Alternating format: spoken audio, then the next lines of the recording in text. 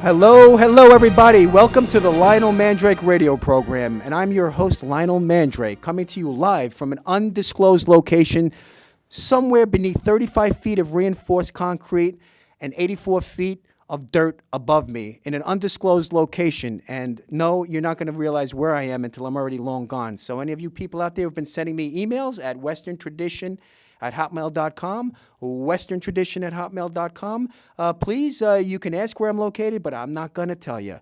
Now, we've been receiving quite a lot of mail lately, a flurry, one might say a blizzard of email, a blazing white blizzard of email that has been coming in like this tremendous storm that just hit us somewhere on the East Coast. And people are asking, well, what in the world happened to my trusty co-host, Matt Murdoch?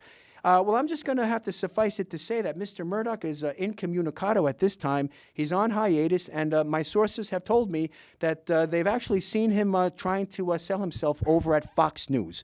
Now, welcome to the Lionel Mandrake Show, and we have two special guests on our show today. One of them, some of my many legions of listeners may be familiar with. His name is Kason Jackson, and he describes himself as a middle-aged guy with a lot of good ideas floating around his head about things that have happened many decades in the past and how he believes reparations are really the wave of the future. He may be located or may not be located, although I believe he is, somewhere in the American Southwest, but for some reason he will not disclose to our audience where he's located at. And our second very interesting guest, somebody who needs no introduction, his name is Thomas Payne. Mr. Payne actually may have been known as the person who wrote Common Sense, but this is not the Mr. Payne that wrote Common Sense, of course. But this particular Mr. Payne is located on the west coast of the United States of America, and he's considering the fact America's going down the drain, and perhaps all of us should consider getting off the grid. So first of all, I'd like to say hello to my illustrious guests, and I'd like to start off with Mr. Thomas Payne. Are you there, Mr. Thomas Payne, on the Lionel Mandrake radio program? How are you today, Mr. Payne? How's the life treating you over there? Oh, everything's fine. Is there anything on your mind today? I mean, did you see the debates last night? Any ideas about what this debate means with the absence of Trump? Do you think he really stuck it in the eye of the mainstream media? Well, yeah, because what happens is that everything is misconstrued. Ever since that remember the Kennedy-Nixon debate? Yes. And it's grown, and it's grown, it's grown. Now it's gotten out of hand. And that's one of the things that I don't even watch debates anymore. Because everybody's trying to emulate Nixon and Kennedy. They don't know how to do it. Right. He did it, and he did it well. And he should have been in the debate with Reagan. We're having some technical difficulties there, on the air. Hold on one second. How is it good? Please continue, Mr. Payne. We're having technical difficulties. It's not your fault. Although the National Security Administration may be locating us now and trying to, disrupt our transmission, because that's usually what happens whenever we get into such deep discussions about the government. But continue about the Nixon debates. Well, the Nixon Kennedy debates was simple, it was straightforward, and everyone here is trying to vie for leadership. And nobody really has any leadership. No one's really talking about anything that's worthwhile is Donald Trump. Exactly. And like Michael Savage said a long time ago, if you remember, I remember one of his television radio shows where he mentioned that the businessmen should get involved with politics, and he says that's not going to happen until this thing really gets out of hand. Until what gets out of hand? You're talking about the national debt? I'm talking about the nation in general. And we're talking about not just the national debt. We're talking about the problems in America where everybody wants to be a demagogue. Exactly. You can't do that. This country is designed. You serve 4 years, you go home. You don't become a servant to the people that self-serve. And that's what's happened. Well, and that's why this country is going down the hill. Mark Levin was talking about the agrarian ideology that the left wingers are trying and say to brand us, to tar and feather us with, like the old agrarian ideology, like with this here ethanol idea of selling some ethanol subsidies to the Iowa farmers.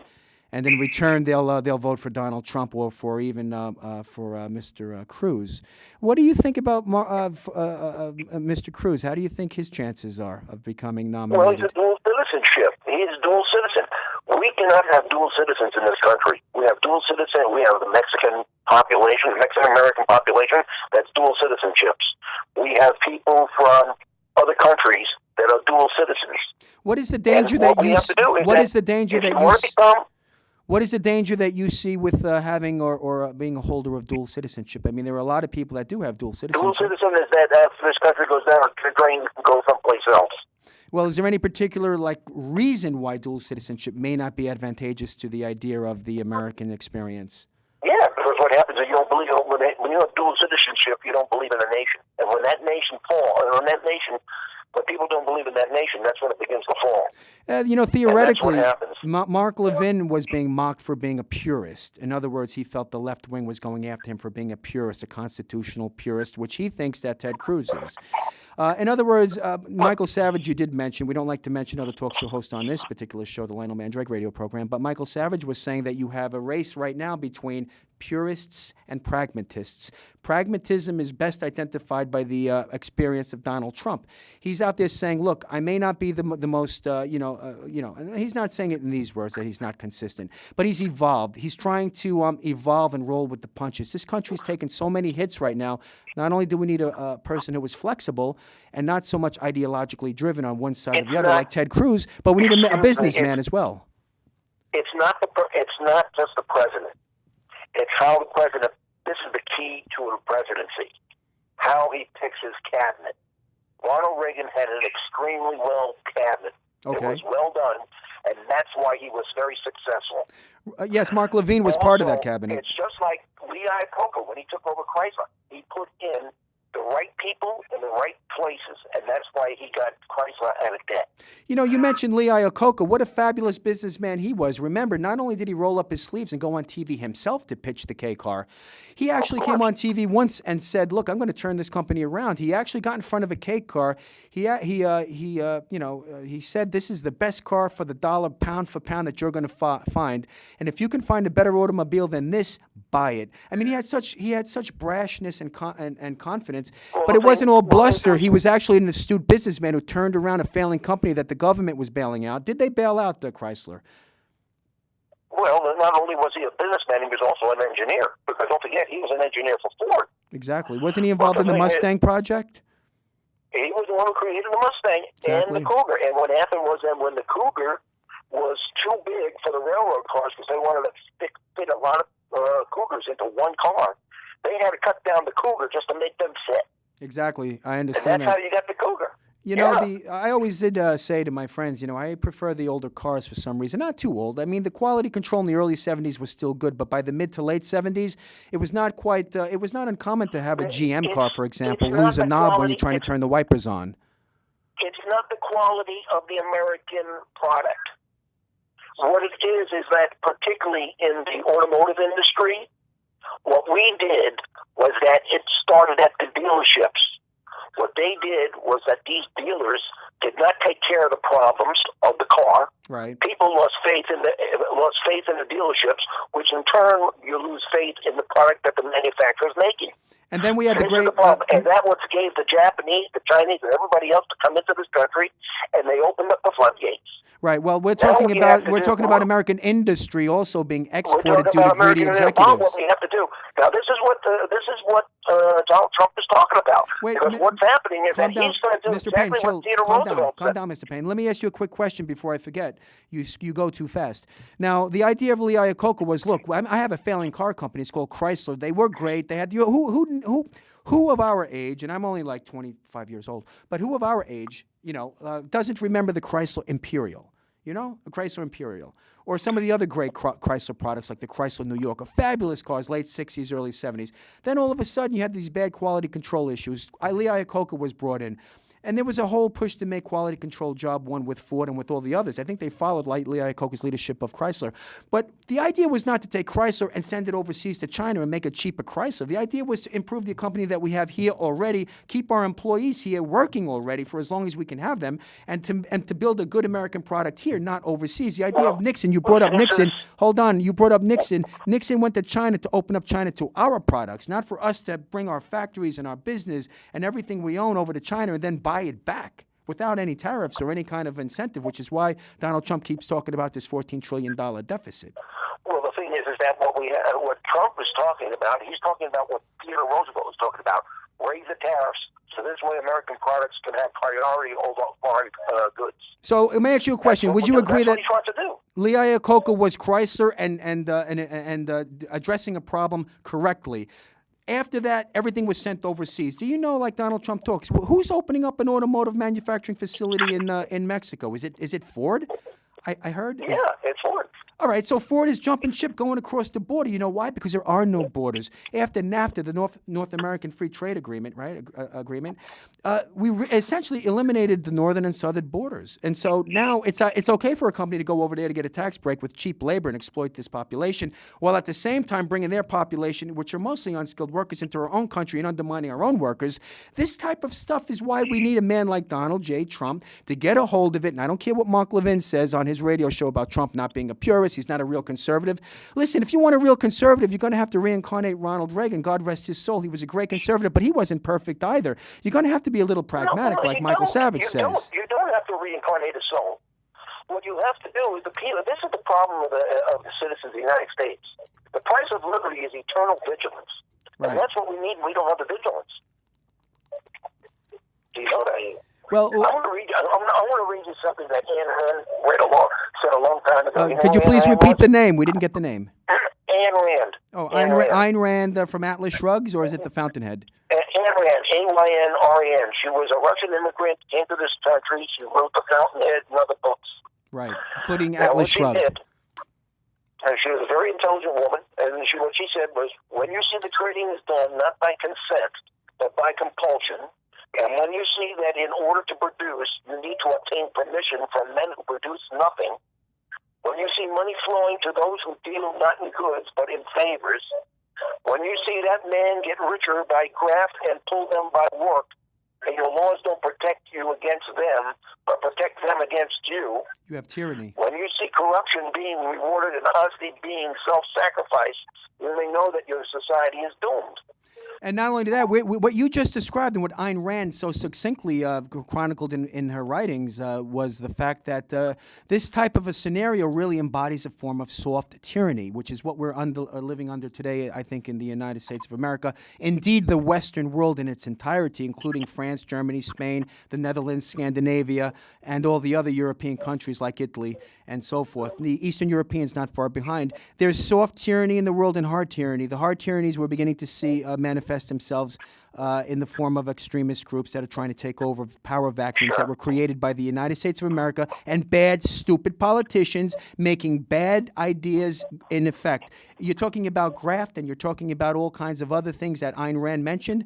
And I think she actually in The Fountainhead discussed, remember, was it Cary Grant who played... who was the guy? Cooper? What was his name who played in... I think it's Gary Cooper. Gary Cooper played in The Fountainhead, correct?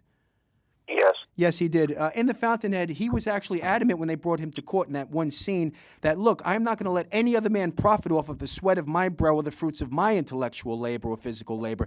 It is mine, and I do not wish to impart it on anybody else. When the government starts saying, we're going to tell you what to think, who to think it with, what to do, where to do it, what to drink, how you should deal with other people, how you should feel even about other people. And I don't care if it's for the negative or the positive. You can't tell a person how they should feel about things, because then you have Big Brother, which is George Orwell, 1984, and that always manifests itself into hard tyranny, which never ends up well for the population, which incidentally, the big idea of the big push of the left is to disarm the population so they can't defend themselves when they finally come knocking on your door to see what it is you're all about. Very good. Can I read you two things? I'm going to read you. Be brief, please. This is a nationally syndicated radio talk show. I'm Lionel Mandrake, minus my untrustworthy co-host. And I wish we had a graphic of him to toss up on the screen. Throw up anything of him. This guy right here, he turned on me. This is what I'm talking about. Go ahead. Read it, but don't be too quick. I'm going to read you two things. One is a letter from John Adams to Thomas Jefferson. Oh, my God. Well, He says all the perplexities, confusion, and distresses in America arise not in the defects in the Constitution or Confederation, nor for want of the honor or virtue, as much as for downright ignorance of the nature of coin, credit, and circulation. Okay. And what is your point That with that is the- particular The quote? point is that's what's happening in this country. What we have today is we have a currency that's a promissory note. You have a Federal Reserve note. We used to have gold and silver certificates. Right, but we A can't go to the Federal gold Reserve note is standard. We can't have a promise- tanker a ship full promissory of note. gold, and I can't walk around with it in my back pocket. So there has to be. But you know what? It's responsible stewardship of the economy. We can't be going $15, $16 trillion into debt. Especially, do you know what I read just now on the news earlier when I was preparing? Well, actually, I don't prepare for the show, but I was attempting to prepare. I came across something that said that the Obamacare, the so-called Obamacare, the Affordable Care Act, is going to double our deficit almost to $40 trillion in the next 10 years. 10 years, $40 trillion? These are astronomical numbers. What are we going to do when there's a social breakdown because there's no money to pay Social Security benefits or Well, health that's care? it. Then they change the currency. Well, they're going to turn it to what? The peso or the yuan? What are they going to change it to? Well, The they're dollar gonna is on the change gold it to a standard different right now. currency. The dollar's gold standard. Now there's a Bitcoin. the dollar's gold standard. They're trying to make a movement now to make the Chinese yen or whatever it's called. How do you pronounce it? Yen. Well, into no, the Germans and the Chinese want theirs to be the premier currency right now. Forget That's Europe. what they're Europe is shooting in a deep doo-doo. Now we have another guest on the line. You stand by, Mr. Payne. We have another guest. I don't know if he fell asleep or if he actually wandered off the reservation here. Are we on the line with Mr. Kason Jackson? Yeah, I was sitting here listening to this. Yeah. Well, would you please give us a little bit more of an introduction to who you are and what you're all about, Mr. Kason Jackson? Let's throw the graphic of him up on the board there. I'm the official word and representator. And what is it that you're representing? You heard this discussion. We're trying to... All hoods, and I don't look at it the way you guys look at it, of course. And it's funny, I've never read the book by Thomas Payne, but I kind of feel like I have. I looked at book, Common Sense, which apparently is not taking place right now. You're talking about last night's debate. Y'all getting all the political views and whatnot. I mean, clearly, the Republicans don't know what they're doing. The reason why I said that, You're right about that. For Donald Trump not to be in the debate, it wasn't Donald Trump's choice not to be in the debate. They figured, okay, let's take the entertainment value out of the debate so we can really listen to these people who might have some sort of political views, from the Cruzes to the Rubios, even Rand Paul. I'm not a Republican, but I'll vote for Rand Paul if I vote. But you'd be throwing your vote away because he has much a chance of being elected president or even nominated as I do of becoming the next Bill It O'Reilly. wouldn't be the first time anybody threw their vote away. Like, they really count. The point I'm making is this. The one thing in common they all had was they're all lobbying to try to go against Hillary. Hillary doesn't even have the Democratic nod yet. Bernie Sanders is hot on her butt, but yet everybody's scared of Hillary. So what's really going on? She's Now, waiting one to of be them, indicted is even what's going on. Even Chrissy, like, my wife's 3 blocks away from 9/11. I feel vote for me. Shut up, Hillary. And at the end, he's talking about we're here to get Hillary. For what? What are you scared of? So what we're gonna have is another. Okay, so what? We had a black man as a president. Now we're gonna have a woman. And what's the worst thing white American men hate? Blacks and women. Come on. So now they're faced with this, and they're scared because Hillary's already been in office via Tricky Bill. You know what I'm saying? Can we please hit rewind for 1 second, Mr. Hit rewind. Now, you said what is the one thing that white America, what? I didn't quite catch that. Can you repeat that? White men in America. The thing they fear most, black men, black people, and women. Well, I don't fear black God men. forbid, God forbid. And I love women, and I think most American people who are of any you stripe. You love women for what? What do you love women for? To cook, clean, maybe to have sex with? Well, Let amongst one other lead your things. country. Let one lead your country. Let I'm a one lead your pragmatist. country. Okay, let one lead your country and you have problems. Let a black man lead the country and you got problems. Excuse me, Well, Mr. really, Jackson, we you're did have wrong about problems. that. We didn't have- And I think Mr. Payne would agree with me on this point. It's not that I fear a woman being a leader of this country. I fear a creature like Hillary, rotten Clinton, leading this country because she's untrustworthy. Right? Just today, one of the former Secretary of Defense, Mr. Baker, got on the radio and spoke with somebody here on 970 The Answer, and I forgot who he was speaking with. I think he was speaking with John Gambling, and he said, I believe that not only will she be indicted, but she should be indicted for the problems with the email server and all the state secrets that were left unattended and obviously are a great security risk. She's untrustworthy, Mr. Jackson. You know that. I know you know that because I've spoken with you before. Now, what about, what's her name, Fiorona? What's her Republican senator? The Republican Carly senator? Fiorona. Doesn't that name ring a bell? No, not really. But, Well, Carly Fiorona is running for president. I thought you would know that. Exactly. Now she's the kind of, she used to run Hewlett Packard, and she was a CEO. She makes a lot of sense. She's sharp as a whip, and she appears to me to be firm in her convictions about understanding of the like Constitution. all the rest of the Republicans, everything she says has to be a joke to try to downgrade what's really about to happen. And she has no political experience whatsoever. Hillary is the most qualified, being trustworthy or untrustworthy. Excuse me. What's going to happen with that? Is if Bernie Sanders keep pushing the way he does, we're going to have a 74-year-old president. No, we're not, okay? because you fail to understand that the United States of America will never, and I mean never, and I would stake my left kidney on this, elect a socialist for a president. He may have his following in Vermont and the little college towns in the towns and hamlets across this formerly great nation. For example, especially in San Francisco and places in maybe colleges in the Midwest. But he's never going to be elected president because the United States of America will never get behind a socialist or elect a socialist. Now, you were talking about Hillary Clinton trustworthiness. The woman is a criminal many times over. Because of her, men lost their lives in Benghazi, and this true story hasn't gotten out. And in addition to that, there was a person who was thrown in jail because they claimed it was all fair video. So I just heard you say reincarnate Ronald Reagan, the man who brought crack into American society. This so, is... I mean, now you're telling me he's not, because he wasn't indicted or the finger didn't go towards him. Mr. Jackson, get a grip on yourself. Mr. Jackson, Mr. Payne, please listen up.